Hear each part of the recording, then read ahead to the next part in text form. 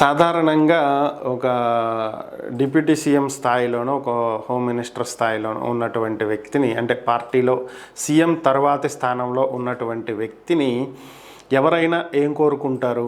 CM స్థానానికి వెళ్తాడనే కదా కోరుకుంటారు, అంతే కదా. సో ఇప్పుడు ఇది ఎందుకు చెప్పాల్సి వస్తుంది అంటే, ఇటీవల ఒక చిన్న సంఘటన జరిగింది. ఇది దేశ రాజకీయాల్లో ఎటువంటి పరిణామాలు జరగబోతున్నాయి అనే దానికి ఒక సంకేతంలా అనిపిస్తుంది. ఎందుకని అంటే, సింపుల్గా చూసినట్లయితే పవన్ కళ్యాణ్ జనసేన పార్టీ అధినేత, ఏపీ ఉప ముఖ్యమంత్రి, ఏపీ డిప్యూటీ సీఎం. సో ఈయన తల్లిని ఒక ఛానల్ ఇంటర్వ్యూ చేసినటువంటి ఛానల్ ఏది అంటే జనసేన పార్టీకి చెందినటువంటి ఛానల్. అక్కడ అడిగినటువంటి ప్రశ్నలు ఏముంటాయి? పవన్ కళ్యాణ్ గురించి, జనసేన గురించి అడుగుతారు. అలాగే అడిగినటువంటి యాంకర్ ఎవరు? జనసేన డిసైడ్ చేసినటువంటి ఒక యాంకర్. సో ఇక్కడ అడిగినటువంటి ప్రశ్నలు అన్నీ ఒక ఎత్తు అయితే, ఒకే ఒక్క ప్రశ్న ఒక ఎత్తు. అదేంటి అంటే, మీ అబ్బాయి పవన్ కళ్యాణ్ కేంద్రంలో ఒక ఉన్నతమైనటువంటి స్థానంలో, ఒక పదవిలో ఉంటారు అని చెప్పి, భవిష్యత్తులో ఉంటారు అని మీరు ఆశిస్తున్నారా? కేంద్రంలో ఏ స్థాయిలో ఉండాలని మీరు ఆశిస్తున్నారు అని చెప్పి అడిగినటువంటి ప్రశ్న.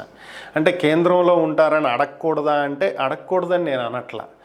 ఇక్కడ ఏంటి అంటే, నేను అనేది, ఇప్పుడు ఆయన ఉప ముఖ్యమంత్రి స్థాయిలో ఉన్నాడు.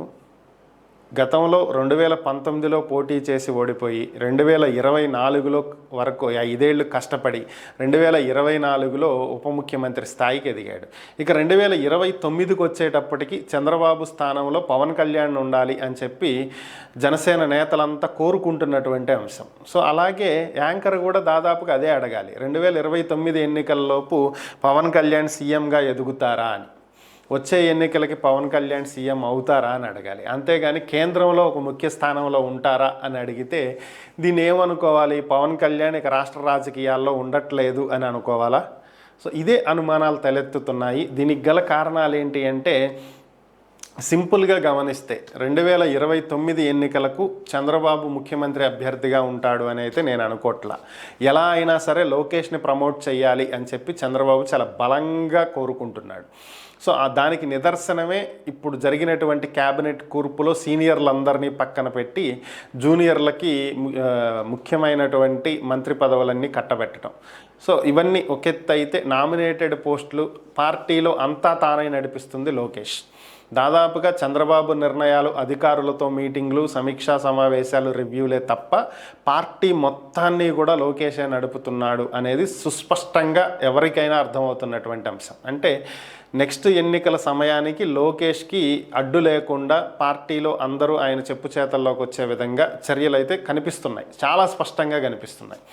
మరి ఒక సాధారణ మంత్రి స్థాయిలో ఉన్నటువంటి లోకేష్ సీఎం స్థాయికి వెళ్తే, మరి డిప్యూటీ సీఎంగా ఉన్నటువంటి పవన్ కళ్యాణ్, చంద్రబాబు సీఎంగా ఉన్నప్పుడు పవన్ కళ్యాణ్ డిప్యూటీ సీఎంఏ, లోకేష్ సీఎంగా ఉన్నప్పుడు పవన్ కళ్యాణ్ డిప్యూటీ సీఎంఏ, ఇంకెప్పుడురా పవన్ కళ్యాణ్ సీఎం అయ్యేది అనేటువంటి ఒక ఇది జనసేన నేతల్లో ఉంటుంది కదా. సో కాబట్టి దీనికి పరిస్థితి ఏంటి అంటే, ఇటీవల పవన్ కళ్యాణ్ వ్యవహరిస్తున్నటువంటి తీరు కావచ్చు, వ్యవహార శైలి కావచ్చు, ఇక్కడే అనుమానాలకి తావిస్తుంది. ఇదేంటి అంటే, పవన్ కళ్యాణ్ ఎన్నికలకు ముందు, అధికారానికి ముందు ఆయన వ్యవహార శైలి కావచ్చు, ఆయన తీరు కావచ్చు, ఈ సనాతన ధర్మం, హిందుత్వం, ఈ అజెండాతో ఆయన ఎప్పుడు వెళ్ళాల.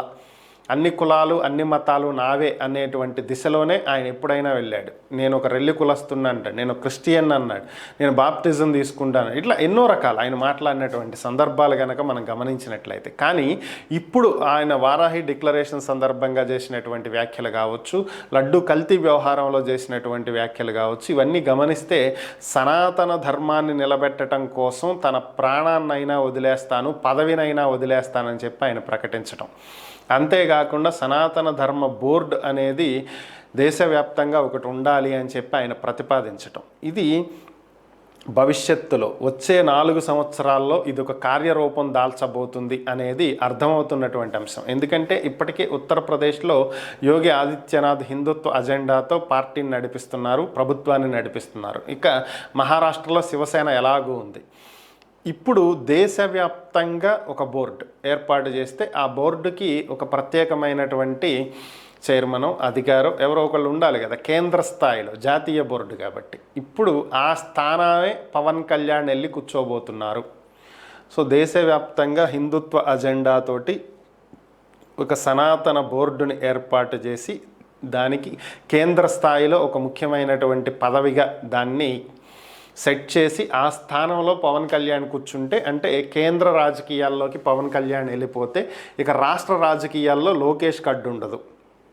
సో ఇది స్కెచ్ అయ్యుండొచ్చు. సో దానికే ఈ అడుగులన్నీ చాలా వడివడిగా పడుతున్నాయి అని చెప్పి అనిపిస్తుంది అని చెప్పి రాజకీయ విశ్లేషకుల నుంచి వినిపిస్తున్నటువంటి మాట. మరేం జరుగుతుందో చూడాలి.